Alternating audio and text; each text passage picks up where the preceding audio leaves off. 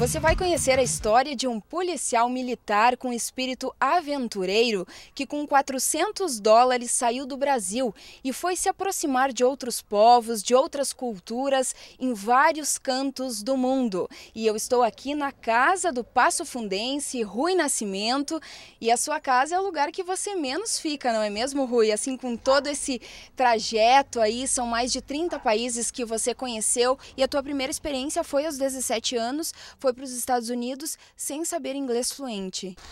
Nos primeiros 2 meses eu andava com um dicionário debaixo do braço e um papel para me anotar o que eu não sabia e assim, mímicas no início, né? Mas enfim, com 3 meses eu já conseguia me comunicar com eles, apesar de nunca ter estudado inglês aqui, né? E aí quando eu trabalhava numa fazenda lá no estado de Wisconsin, né? Quando eu voltei, aí eu comecei a trabalhar como intérprete de inglês. Alguns anos depois eu passei no concurso da Brigada Militar e comecei logo em seguida a fazer a faculdade de Direito. Mas eu sempre quis sair do país, né? Se fosse para morar ou para conhecer. E quando eu terminei a faculdade, apareceu a oportunidade de trabalhar num navio, né? E eu pensei, é agora que eu vou. Em 2009, grandes e novas viagens. Durante os 6 primeiros meses fora do país de origem, Rui trabalhou num navio de cruzeiros, onde conheceu vários lugares e aprendeu outros idiomas. Do Alasca, passando pelo Canadá, Estados Unidos, México, alguns países da América Central até o Caribe. Então foram em torno de 20 países, né? O Alasca é muito interessante pelas paisagens que tem lá, né, e a vida selvagem do Alasca também. Uma coisa interessante que eu fiz, que eu jamais ia imaginar, foi esquiar num trenó puxado por huskies. No navio tinha muito mexicano e latino trabalhando, então sempre procurava me comunicar em espanhol com eles e não em inglês. Eu aprendi um pouco de italiano também no navio, depois eu aprendi francês e um pouco de sérvio também. Depois da experiência no navio, Rui foi conhecer a Nova Zelândia e também a Austrália, que foi onde trabalhou como servente de pedreiro em construção civil. Após, resolveu viajar para países considerados fora das rotas turísticas. Durante 6 meses eu trabalhei em construção e demolição, né?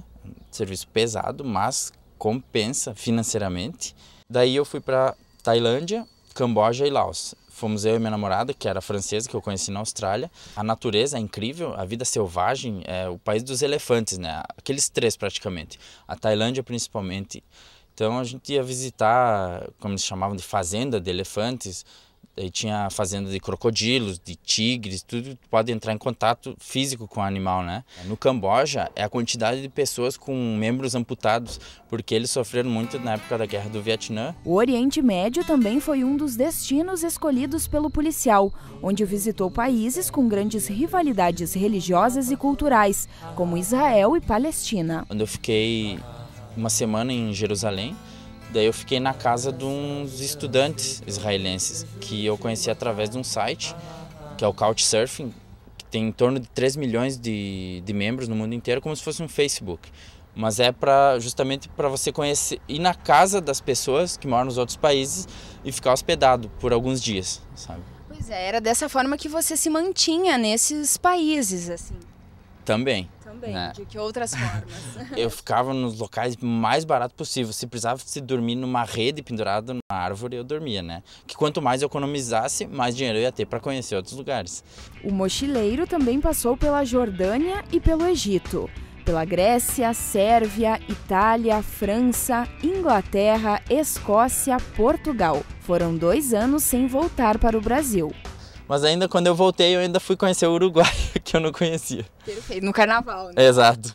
A tua conclusão, na verdade, é que é viável, sim, as pessoas podem conhecer vários países, entrar em contato com várias culturas, sem ter um alto investimento para isso. Exatamente. Desde que você se sujeite, claro, a alguns sacrifícios. Exatamente. Tem muita gente, por exemplo, que tem, digamos, de uma família classe média alta, que vai trabalhar nos outros países, as moças ou os rapazes também vão trabalhar de faxineiro. Tem muita gente que não gosta, que prefere ficar na sua cidade, ficar na sua casa, assistir televisão, né, fazendo as coisas normais. Mas eu, assim como conheci muita gente por aí, que gostam de aprender novos idiomas, de saber como funcionam as coisas naquele país. E aqui na casa do Rui a gente encontra vários objetos que ele trouxe então dessas viagens. Rui, mostra pra gente. Tem muitas espadas aqui. Sim. Qual é a história? Essa aqui é uma espada japonesa que eu comprei na Tailândia, porque eu não fui pro Japão, infelizmente, né? Uma espada samurai, uma katana. Conseguiu passar tranquilo? Essa eu mandei pelo correio. Demorou 3 meses para chegar em casa. Essa aqui é aquela espada que deu problema na Inglaterra, né? Que eles não me deixaram entrar, uma espada romana. Que quase te deportaram. Quase me deportaram. E isso daqui é um didgeridoo, que é um instrumento musical aborígene australiano, que só os homens tocam, que eles usam nas cerimônias e rituais deles, né? É feito de madeira, de um tronco ou uma raiz ou um galho de uma árvore, e é oco. Aqui eu tenho as bandeiras de quase todos os países que eu visitei, né? Daí, como eu gosto muito de história, eu tenho aqui dos personagens gregos, uns fictícios, como Zeus, a Hera e a deusa da justiça. Tem o Centauro, tem Aquiles, que não era mitológico, que realmente existiu, Leônidas. Daí eu tenho aqui o faraó Tutankhamon, a Cleópatra e a Nefertiti e o deus da morte, o Anubis, que é um dos meus preferidos. Tem um cofre aqui também? Essa caveira aqui é onde eu guardo as moedas que eu coleciono dos países que eu visito. E eu comprei no Caribe, esse aí.